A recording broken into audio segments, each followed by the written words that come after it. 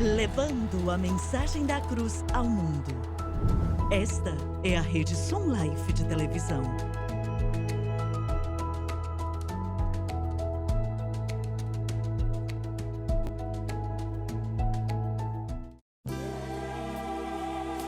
Bem-vindo a um estudo na palavra, uma série de estudos bíblicos focalizados na cruz de Cristo.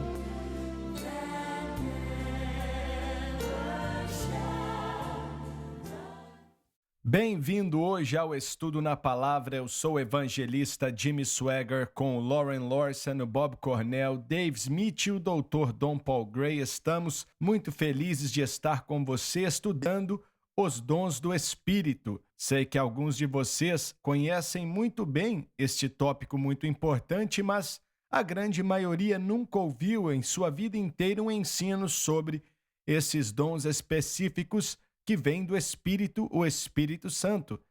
E agradeço a Deus pela forma que Ele usa as pessoas. E eu já disse alguns programas atrás e quero repetir. Pessoalmente, eu creio que toda pessoa cheia do Espírito no mundo tem dons do Espírito, um dom no singular ou dons no plural, que está em seu coração e em sua vida. Eles podem não saber e nunca foram ensinados sobre isso. Então o Espírito de Deus não tem liberdade de trabalhar como gostaria. Mas creio que os dons estão ali, adormecidos, possivelmente adormecidos, mas mesmo assim eles estão ali. E oro para que, na medida que tentamos te ensinar nessas últimas semanas sobre esse tópico tão importante, vocês que são guiados pelo Espírito, espero que comecem a funcionar na medida que o Senhor te guia e no dom que Ele colocou em você. Vamos começar no versículo 10 e temos aqui 4 desses dons do Espírito neste versículo aqui. A outro, operações de milagres, coisas extraordinárias. A outro, profecia, para edificar, exortar e consolar. 1 Coríntios 14, 3, e falamos disso no programa passado, e sei que podemos falar muito mais coisas aqui, é claro, mas vamos continuar com o próximo. Eu gostaria de parar aqui e comentar algo.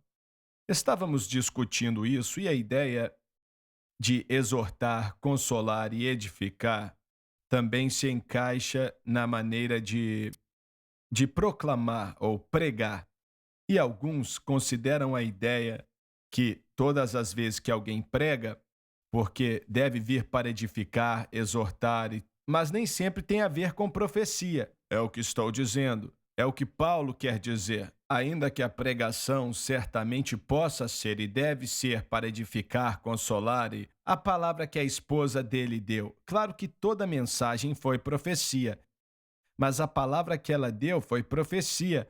Quando Deus usou esse evangelista na Rússia, aquilo foi... Toda mensagem não se encaixou nessa categoria. Então, uma pessoa que opera no dom de profecia, nós separamos da pregação comum. Pode ou pode não acontecer durante uma pregação, mas tinha que ser através de uma pregação ou em uma congregação. Será que isso pode ser indicado como em 1 Coríntios 14? Eles podem se levantar e dar uma palavra de profecia? Isso é normal, contanto que seja em ordem, mas não tem que necessariamente estar conectado a uma mensagem, não é? Claro que não. A maioria não está conectada.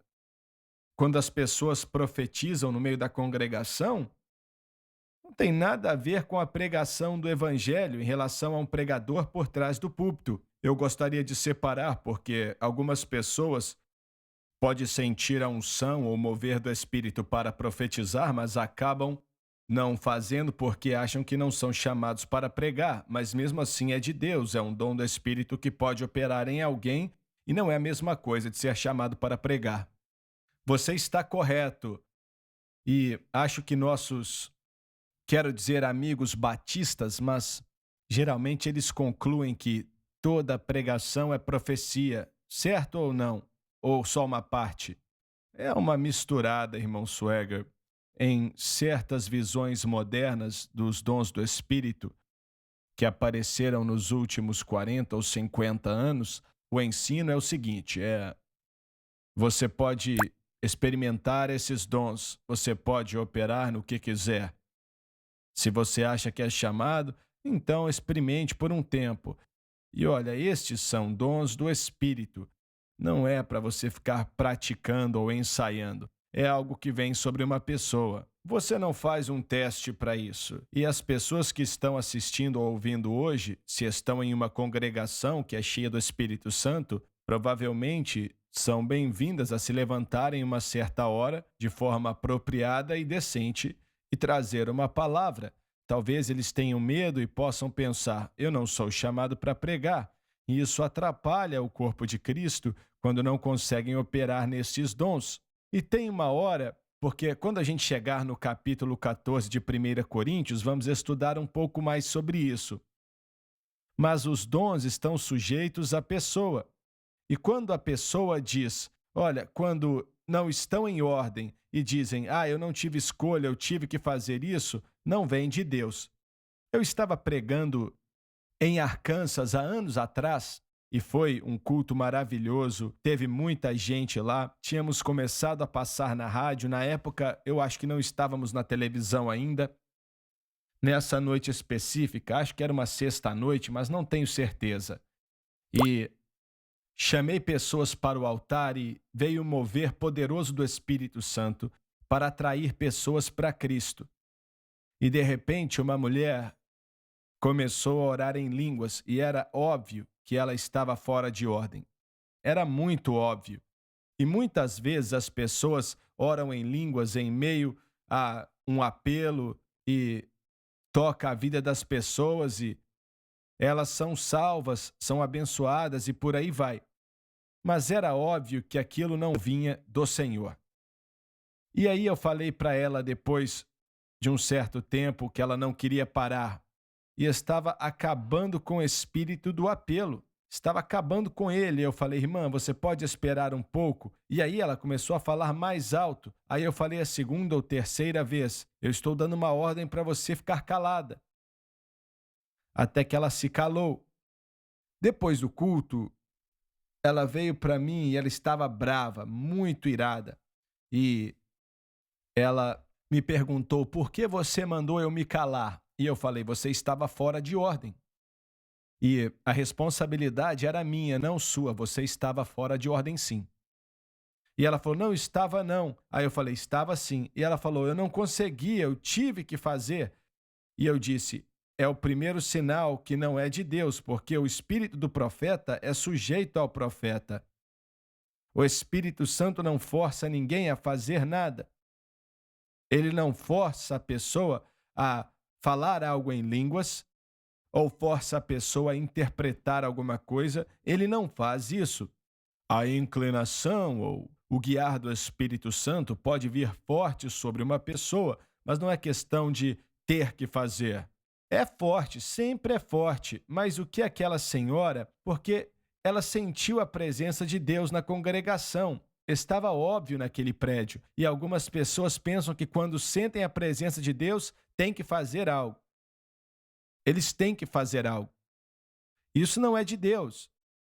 A primeira dica foi quando você conversou com ela e ela disse que estava irada. Em primeiro lugar, você já pode parar por aí. Eu me lembro que tivemos um incidente no Centro Familiar de Adoração que estava acontecendo por algum tempo, quando uma jovem estava recebendo palavras de profecia e ainda que ela não estivesse falando nada de errado ou fazendo algo que fosse de uma maneira fora de ordem, parecia que tinha algo estranho. E em um certo culto, você pediu para eu e a jovem ir até o escritório dos pastores e falou, eu estou sentindo um desconforto com o que está acontecendo e não acho que o que você está passando é do Senhor ou vem do Senhor e quero que você fique calada por um tempo, deixe Deus trabalhar em você para ver se o dom existe, mas tem algo aí que não está certo.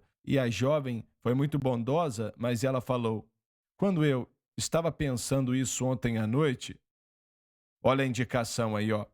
Ela estava em casa pensando no que dizer no culto no dia seguinte. Enquanto que ela falava, não estava incorreto, mas não era uma palavra de profecia porque não era um fluir instantâneo do Espírito. Era algo que ela tinha pensado, como um pregador pensa em uma mensagem ou uma exortação ou o que for. E era o que estávamos sentindo naquele momento. Não estava fora de ordem no tempo e nem era antibíblico, mas não era o dom de profecia. Exato, não era dom de profecia, não. Quando um cristão em um culto sente que o Senhor está colocando algo no coração deles ou há uma palavra no espírito deles, a primeira coisa que eles devem fazer é orar no espírito deles. Isso vem de ti, Senhor? E exatamente, uma pessoa pode orar rapidinho assim, não tem que orar em voz alta, no espírito mesmo. Isso vem de ti ou não, Senhor? E me dê paz. Se for de ti, eu não quero falar fora de ordem ou algo que está na minha carne. Eu quero saber se isso vem de Deus. E então, quando esse cristão, ele sente paz em seu coração, talvez podem ficar ainda nervosos. Só porque você está nervoso, não quer dizer que você não tem paz, porque você pode ter paz, mas ainda assim ficar nervoso. Verdade. E quando existe uma pausa no culto, não enquanto a pessoa está pregando e não... Só um minuto, o Espírito Santo não se contradiz, certo? Quando há um silêncio no culto, não enquanto o pregador está pregando ou no meio de uma canção de louvor e adoração e tal. Mas quando houver uma pausa, se você tiver paz, declare a palavra. Mas o cristão deve estar sensível ao Senhor. Isso vem de ti ou não, Senhor? Se não for, eu não quero falar. E não falar rapidamente, como você disse. Algumas pessoas sentem a presença de Deus, eles sentem e acham que tem que falar algo ou fazer algo. Não, não, não. Pergunte ao Senhor, isso vem de ti? Eu devo falar? Nem tudo que nós sentimos deve ser falado. E na hora certa do culto também. Você está coberto de razão, mas olha, no devocional pessoal também deles, eles devem buscar o Senhor. Senhor, me ajude a cultivar esse dom. Vamos para o intervalo, voltamos já.